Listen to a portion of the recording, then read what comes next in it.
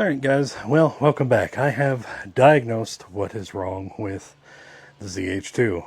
So, sorry for the hiatus. I actually ended up hurting myself a little bit. Couldn't ride, and the bike itself was unrideable. So what I originally thought would happen was I did install a little power bank thing here to charge phone, cameras, so on and so forth. And I was afraid that, don't mind the messy garage, I don't normally work out of this thing. But I thought it screwed with the power of the bike and started throwing a bunch of codes. It cut my power down, it cut my quick shift, my ABS, threw a whole bunch of weird codes. I was able to pull them and figured out there was an electrical issue along with the ABS. So, with that being said, trying to trace that back, I noticed that right back in here, we had some rubbish. So when I replaced this rear tire, I must have put the spacers in wrong. I didn't realize it was rubbing against the bracket here on the rotor. And my my deaf self didn't really hear that too much, especially with music playing or talking to myself, so on and so forth. It rubbed through to where the ABS sensor plugs in. And I noticed that right here. It was definitely rubbing. I did remove the sensor, and the end of the sensor was definitely making contact, and big issues. So it was sending volts through here, grounding out on this, freaking out the whole electrical system. Voila, that's my problem. So I did order a new ABS line. I mentioned before I have to get a new front tire, which I already actually have in. So I do have some cords starting to show on the one side. So it's definitely time to fix that. So I figured while it's in the shop, aka my rundown garage that I don't ever use, I'm going to take the back tire off. I'm going to attempt to fix all this and get it replaced. I don't actually have much experience working on my bikes, so this will be new. I have some stands. I'm going to put this camera up on a time lapse and kind of get to work, see what happens.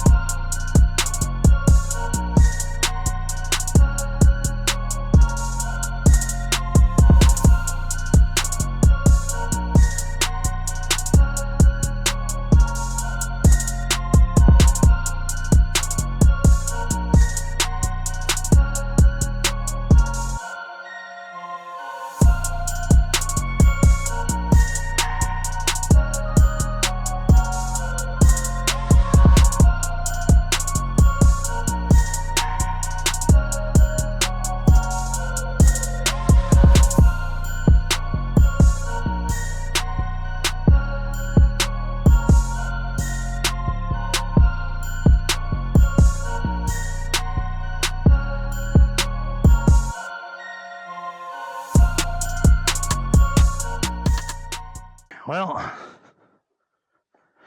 pardon me, I'm trying to get the bike out of the garage here, and I think I've made enough progress on it to take it for a first ride after trying to fix it.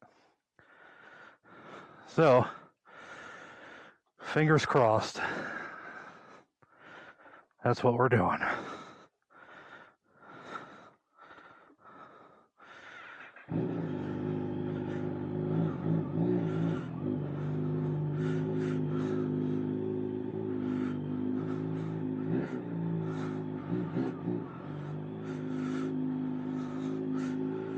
Oh, we're gonna find out if she's running right or not.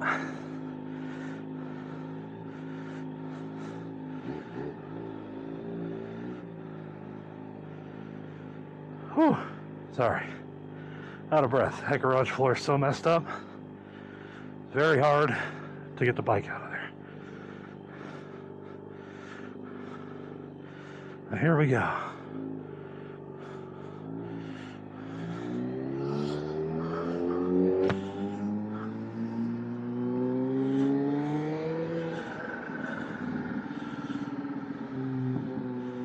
So far, feels all right. I don't feel anything major in there. I just hope, I'm not going to do anything crazy here. I'm not even going to get on the highway, to be honest. And my GoPro camera is not very charged right now, so don't hit me. All right, so I was able to clear all the codes. Thank goodness. Looks like everything's working the way it should be. I'm in the correct power mode. I haven't started shifting yet. I just want to make sure everything sounds good, feels good. Alright, well, it shifted just fine. Kept under power pretty good. Downshifted good.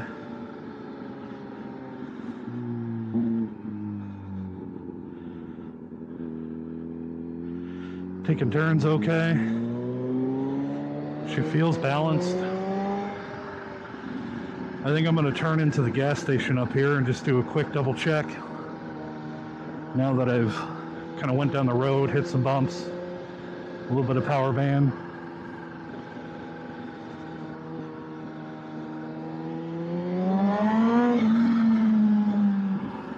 I tell you what, working on this thing was not an easy task. I don't know exactly how things got so messed up, but they did. And it really threw me through a wrench. It was not fun.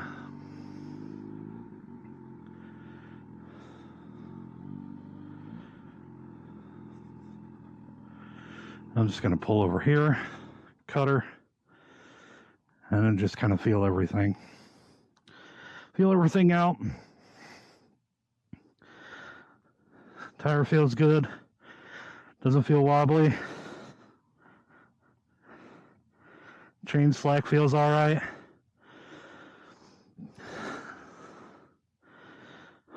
I don't know. Everything feels the way it should. So we'll go a little bit longer on a ride.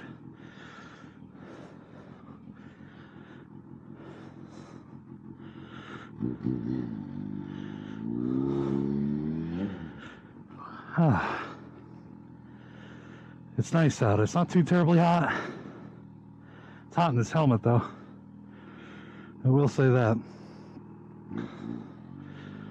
I've been working on it all day.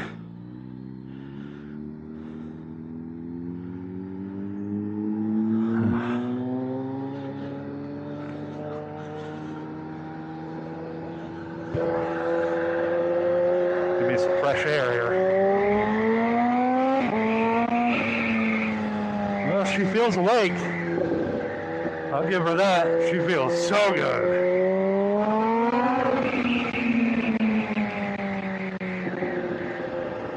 Okay. Some perks here.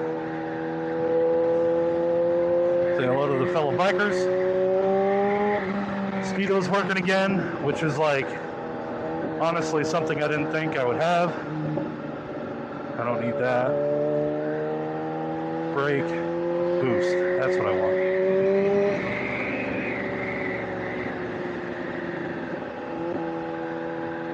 Now I just kind of went past the copper. I wasn't going too terribly fast.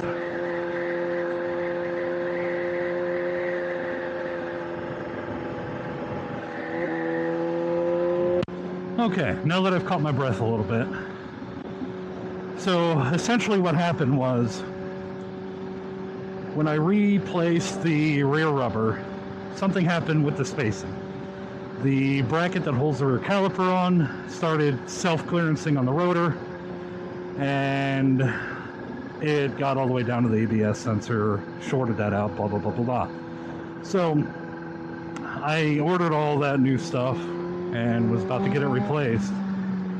And for whatever reason, everything looked right. I downloaded some schematics, all the parts list, and just tried to figure out, you know, did I miss a spacer? You know, I don't know. Everything looked right. Everything was assembled in the correct order. Nothing looked like it was missing, but yet the clearancing was still an issue, and I really don't know why. So I did add another washer, and it was just thick enough to give me... Oh, ABS works. Thank goodness, because that was something that wasn't. And it was just thick enough to give me the spacing that I needed. And again, this extra washer was not listed in the you know, parts diagram or anything of that nature, so I really don't know what happened. The only thing that me and the boys could figure out was when I took the rear tire itself to a place to get the rubber switched, that maybe one of the spacers was still left in the hub, and since it wasn't a Kawasaki shop, maybe it fell out and they put a different one in there that was close enough but just not quite there, and maybe that's what happened. But again, that's speculation. I'm not trying to point fingers. It's just a weird fluke. So with this extra little washer, I have plenty of clearance. I was actually concerned that I might have too much and the ABS and the speed sensor wouldn't work, but it seems to be where it needs to be. So I'm very, very happy with that. With my swing arm extensions on this, it was also very difficult to kind of put it all together and make sure everything was spaced evenly apart for the chain, the tension, so on and so forth. So that was also fun to try to figure out myself, since I've never actually done it. So I'm proud. First time really doing a big overhaul on my own bike. Something I needed to learn to do, get comfortable with doing, got the necessary tools to do so. I just don't have the best garage, as you will see in the video.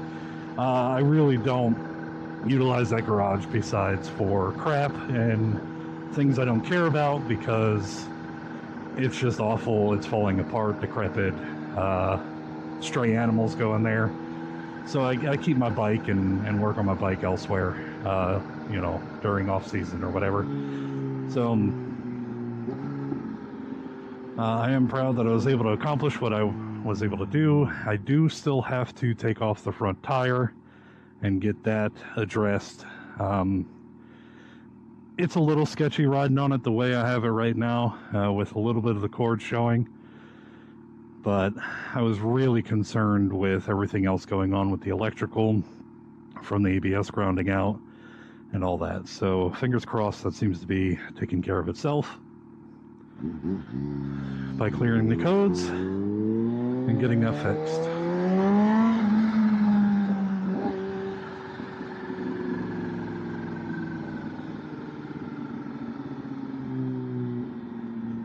Oh, such a beautiful day out. This supercharger chirping sounds great. I don't know what they were trying to figure out and do, but didn't really work out for you.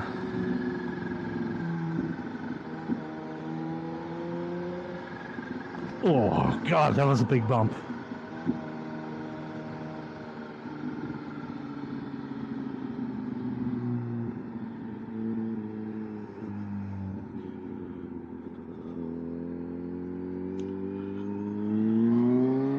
I know this video is not going to be very exciting riding-wise, but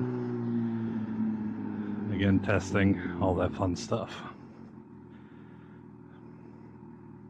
And I really don't know what else to talk about, besides the fact that I am quite relieved that my expensive bike seems to be working properly again.